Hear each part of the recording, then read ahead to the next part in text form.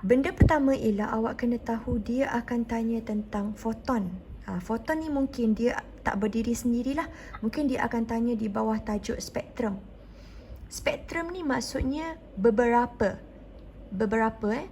Andai kata awak nampak dia dalam bentuk jalur macam ni, hitam putih, kita panggil dia garis. Macam mana awak nak cam selanjar? Gambar selanjar ni macam mana pula? Atas ni garis. Kalau selanjar? Yang macam apa? Lambda tu. Binomial. Ingat tak? Dia macam ADMAT punya graf tu. Selanjar ni awak akan nampak satu bahagian dia macam ni, satu bahagian dia jadi macam tu. Dia macam tak balance. Itulah selanjar. Senang nak cam. So, once yang soalan atas ni ada garis-garis, so kita kata spektrum garis. Bila ada cahaya, dia menghasilkan tenaga. So, senang. T ini adalah bermaksud tenaga. Korang tengok sini je. Foton bila nak bagi maksud, pastikan jangan lari dengan perkataan tenaga. Why? Sebab foton tu adalah cahaya. Tapi menurut teori fizik kuantum, dia adalah sejenis kuantum. Ulang balik yang atas ni. Dia merupakan kuantum tenaga. Okay, cuma dia boleh dipindahkan. Yang boleh dipindahkan. Sebab tu kalau kita sebut, dia macam paket-paket tenaga. Ada kuantum tenaga yang dipindahkan. So, dia macam energi awak itu dipindahkan. Inilah relationship dia dengan atas ni. Macam mana terhasilnya spektrum garis. So, kalau awak tengok balik ni, apa yang teruja ni adalah energi. So, awak akan kata elektron tadi, yang ada energi tadi, okay, dia akan teruja. Okay, bagaimana dia terhasil? Dia akan teruja daripada tenaga yang tinggi kepada tenaga yang rendah. Tinggi kepada tenaga yang rendah. That's why saya buat gambar petala elektron ni. Apa yang berlaku? Ni hubungan lah. Apa yang berlaku? Bulatkan kata kunci tu. Soalan tanya, kalau frekuensi dikurangkan. Okey. Tadi saya kata dia melompat dengan tenaga kan? Now jawapan awak ni mesti tentang tenaga juga. So what do you think? Kalau frekuensi rendah, what do you think dengan energi? Bertambah? Berkurang. Pandai. Berkurang. Ini spektrum apa? Spektrum elektromagnet. Yes. Now, is spektrum elektromagnet. Macam mana nak cam elektromagnet? Ada perkataan radio wave, inframerah, ultraungu. Itu ni apa? Dia duduk antara merah dengan ungu. Warna pelangi tu. Itu panggil apa? Nampak. Yes. Nampak kan? Nampak. Soalan saya nampak, jawapan pun nampak. Okay, jom lagi sekali. Radio, mikro, merah, nampak, ungu, X-ray, gamma ray. Okay, now definition yang seterusnya, kesan fotoelektrik. Jangan sebut fotoelektron. Boleh? Sebab saya tahu ada pelajar dia salah faham. Fotoelektron tu adalah elektron yang dipancarkan, cahaya elektron yang dipancarkan. So kita panggil dia fotoelektron. Tapi kalau dia adalah fenomena, dia merupakan kesan foto, lepas tu belakang ditukar elektrik. Boleh awak jangan salah tulis nama dia pula. Okey, tandakan fenomena apa? Nampak baru saya sebut tadi fenomena I kat belakang ni. So bila fenomena I kat belakang dia adalah kesan fotoelektrik. Okay. Ingat lagi tak semalam saya kata ada pemanas. Kemudian saya kata dekat sini ada tube Maltese, ada palang dekat sini. Kemudian ada satu voltan lampau tinggi, dia pecutkan elektron. Ni adalah pancaran termion. Pancaran elektron dengan laju yang tinggi apabila logam dipanaskan. Okey, namakan frekuensi minimum. Apa dia nama frekuensi minimum? Apa nama ni? Apa nama dia? F0 ni? Fotoelektron. No. Dia frekuensi juga kat depan sayang. Sama maksud. Ambang. Yes. Frekuensi ambang. Dia gini. Frekuensi 0, frekuensi number 1, frekuensi number 2. Means frekuensi yang 0 is frekuensi yang paling rendah. Paling rendah bermaksud frekuensi ambang. Ambang bermaksud frekuensi yang minimum. Kalau saya buat macam ni boleh faham? Dia makin besar. So, nak makin besar dia mesti ada baseline dulu. Baseline ni adalah frekuensi yang paling minimum. Ambang lah. Okay. Sekarang dia tanya apa yang akan berlaku. Means macam tadi punca kepada kesan. Sekarang dia tanya apa yang akan berlaku kepada tenaga kinetik. Energy of kinetic. Dia tanya energy of kinetic apa akan jadi kalau keamatan bertambah. So keamatan tidak akan mempengaruhi. So dia tidak akan mengubah tenaga. So tenaga tidak akan berubah. Ya, keamatan tak ada efek apa-apa pun dengan tenaga. Tenaga, energi tidak dipengaruhi oleh keamatan. Now, pengiraan. This is soalan negeri Pahang. Cuba tengok apa maklumat yang awak ada. F, W. So, tenaga itu adalah kerja. Work equal to energy. Nampak ni? Tapi dalam tajuk kuantum, kita tak panggil kerja. Kita tukar sikit nama dia kepada fungsi kerja. E, energy, sama dengan H, F. So, masukkan pemalas Planck tu, 6.6 tu, masukkan frekuensi 7. So, awak akan dapat jawapan di dalam unit Joule. Bagi ke negeri Selangor. Okay, untuk negeri Selangor, E sama dengan HF. Sama macam tadi. Sama je. But now, awak punya nilai H ada. Nampak ni? So, tak ada masalah lah. F. Do you have F here? Awak ada frekuensi ambang sahaja. Awak tak ada frekuensi biasa. So, what will you do? Sedangkan dekat sini, awak ada frekuensi biasa. So, tak boleh pakai ambang tadi. Untuk dapat F yang biasa ni, okay, kalau saya boleh highlight, awak kena tengok balik formula yang ni. Ingat lagi tak gelombang formula ni? V sama dengan F lambda. Ingat lagi tak? Okey, sekarang kuantum dia melibatkan cahaya. Bila dia melibatkan cahaya, hal laju ini sudah ditukar kepada hal laju cahaya. Yang ni, yang Einstein cakap ni, 3 darab 10 kuasa 8. Ni adalah C. So, once dia ditukar pada C, awak punya F lambda akan menjadi formula baru. Okay, kalau dah jelas, jom kita tukar. Jadikan F sorang-sorang. Darab, pindah, bahagi. C per lambda. Okay. Boleh tak saya nak awak ganti dengan apa yang saya nak tanda? Nampak H tak kat situ? Nampak ni? Nampak kan? Okay, letakkan H dekat sini. Nampak C tak kat sini? Nampak? Okay, ganti kat sini. Nampak tak lambda dekat sini? Okay, ganti dekat bawah. Boleh? Boleh. Okay, sekarang dia tanya tenaga kinetik, which is kinetik awak sudah menjadi maksimum. So, bila dia sudah menjadi maksimum, awak kena guna formula ini. Energi yang ke atas tadi tu, yang ni, kena tolak dengan asal. Asal bermakna HF ambang. Kena tolak. Sebab dia nak perbezaan dia. Okay, katakanlah tadi, contoh jawapan akhir tadi awak dapat, saya ambil skema terus 4.42. Nanti awak habiskan awak punya latihan negatif 19 tak silap saya ni. 19 Joule. Okay, awak letak kat sini. 4.42. 10 kuasa negatif 19. Okay, dekat sini. Letakkan hasil darab H. Kalau saya boleh highlight. Malam ni saya nak bagi awak teknik sebenarnya. Letakkan pemalas Planck yang ni. Ni. Okay, masuk dalam hijau ni. Kemudian ambil nilai F0. Ni F0 ni, awak ambil yang tadi. Dia tak saja-saja bagi frekuensi ambang F0 ni.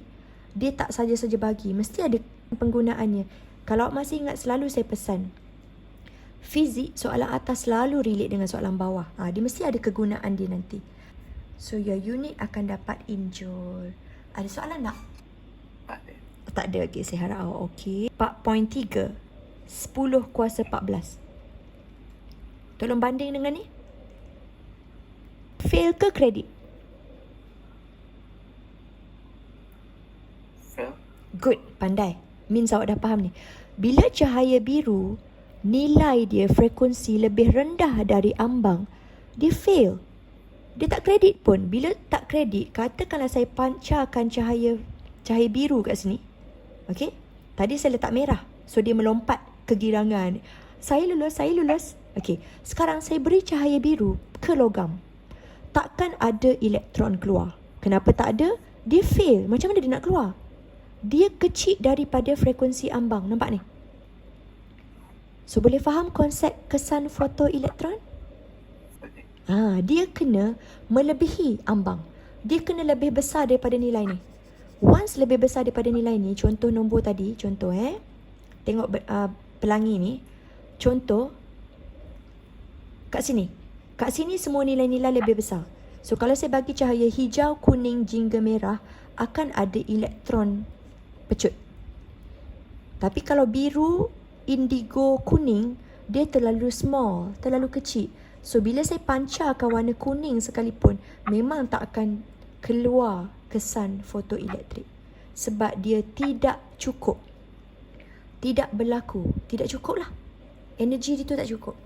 Sebelum kita bersurai, saya nak beri awak definition dulu fungsi kerja. Kenapa dalam bab kuantum, dia tak dipanggil W itu work, kerja, tidak. Dia dipanggil fungsi. Kat depan dia ada perkataan fungsi. Ini bermakna definition awak mesti akan menyatakan dia adalah tenaga. Kerja itu tenaga kan? Work is energy. Saya dah cakap dah tadi.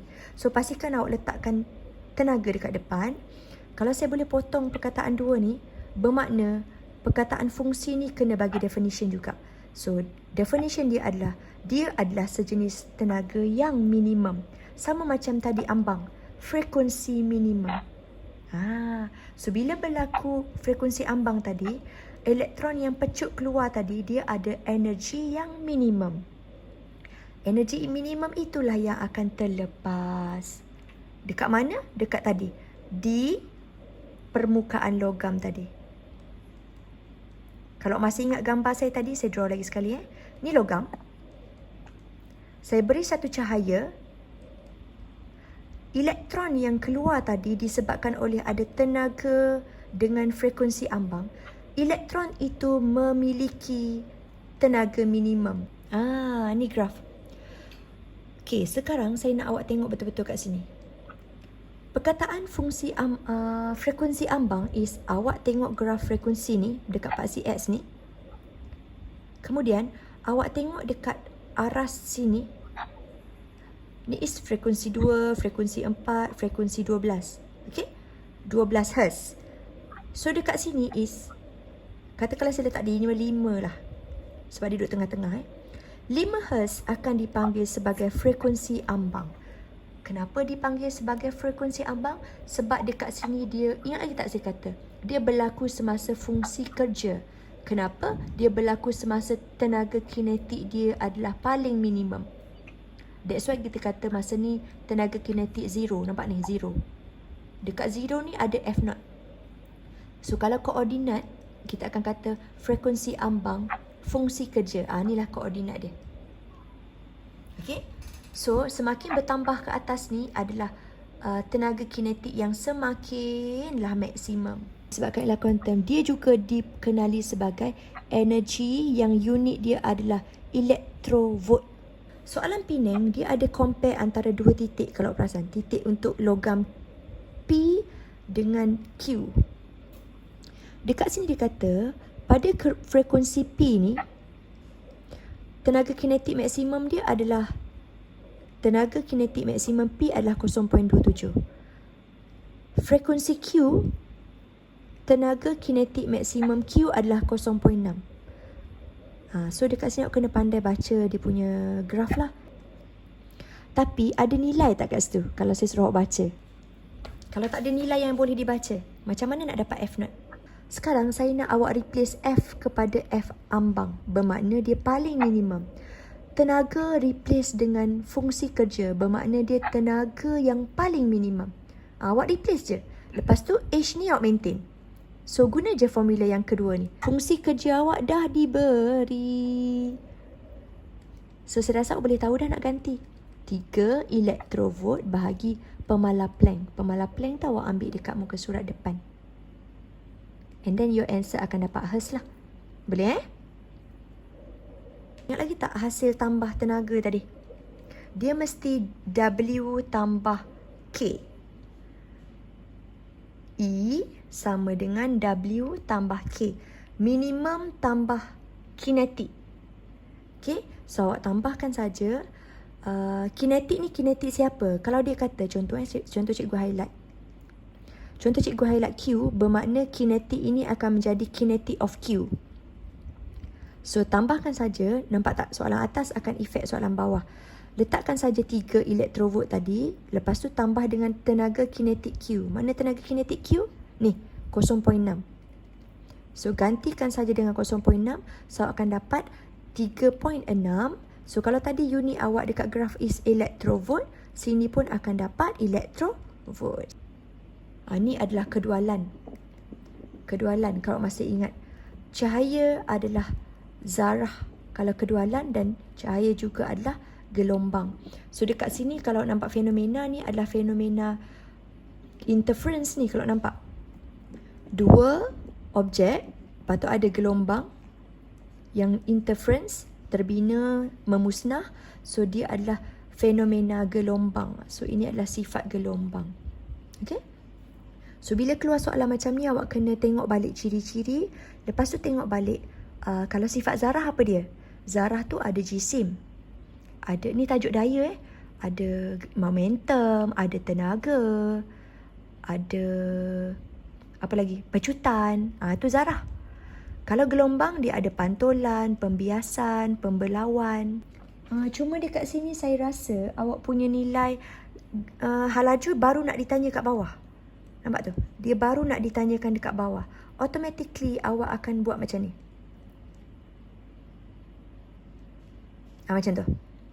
Halaju duduk sorang-sorang, darab pindah jadi bahagi, dia akan macam ni.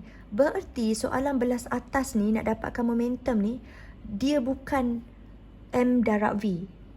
Apa formula nak guna untuk momentum? Soalan ni dia terbalik sikit. Apa nilai yang awak nak letak untuk momentum? Dekat skema, sekarang saya nak buat terbalik untuk awak. 6.6, 10.34 bahagi dengan 0.2, 10 negatif 9. So nanti momentum dia akan dapat sekian-sekian. Awak punya nilai akan macam biasa. Momentum ialah hasil darab jisim dengan hal laju. Bererti unit awak akan dapat kg ms negatif 1. My question is, dekat bahagian atas ni apa? 6.6 ini stand for apa? Kemudian saya nak tanya awak, di bahagian bawah ni 0.2 ini stand for apa? Soalan saya terbalik sikit hari ni. Okay, jom kita tengok ke atas. Mana 6.6? Ni. Bererti dia adalah hasil bahagi antara H dengan 0.2 nano. Nano bila tukar dia jadi negatif 9. Bererti dia adalah lambda. Nampak tu? Lambda. Nampak tu? Ni formula lain yang ada juga dekat muka surat depan sebenarnya. Tapi kalau tak ada, no choice lah. Saya rasa ada. Awak semak balik Ini adalah formula momentum. Dapat saja jawapan momentum, baru awak ganti momentum tu kat sini. Boleh? Untuk soalan yang step last ni dia susah sikit sebab dia macam terbalik sikit. So far ada soalan lagi tak tentang tajuk kuantum? Ada. Okey. Apa beza elektron dengan atom? Saya tanya awak. Siapa paling besar? Okey, boleh bayang antara atom, sebiji atom dengan elektron. Siapa paling besar? Atom. Good. Atom ni mass dia lebih besar. Now soalan tanya, Apa yang berlaku kalau elektron diganti dengan atom yang berjisim besar? Boleh tak berlaku interference, dia tanya. Boleh tak berlaku sifat gelombang? Elektron ni kecil tau. So bila elektron kecil, dia boleh buat gelombang. Kalau ganti dengan benda besar, logically boleh berlaku tak? Tak. Betul. Tidak. Alasan awak? Sebab dia besar. Betul. Kalau gelombang kan dia Yes. Tahniah sebab selalu bersama saya. Kita jumpa hari Selasa. Okay. Alright. Assalamualaikum.